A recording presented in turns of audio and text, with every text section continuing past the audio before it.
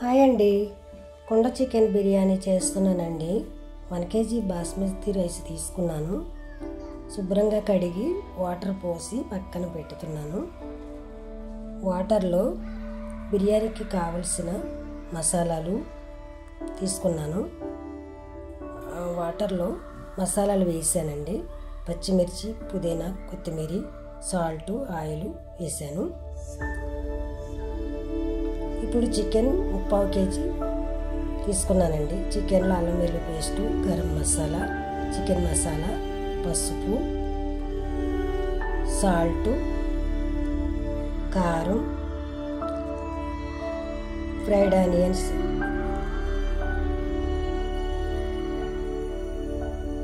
పచ్చిమిర్చి, పుదీనా, కొత్తిమీర, ఆయిల్, నెయ్యి, పెరుగు, నిమ్మరసం వేసుకుని అరగంట మ్యారినేట్ చేసుకొని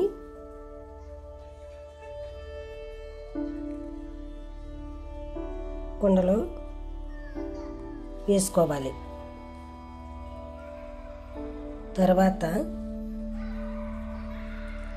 రైస్ 50% ఉడికిన తర్వాత కుండలో రైస్ వేసి నిమ్మరసం, నెయ్యి, ఫ్రైడ్ ఆనియన్, కొత్తిమీర, పుదీనా వేసి ఫుడ్ కలర్ వేసి 30 minutes మీడియం ఫ్లేమ్లో పెట్టాలి.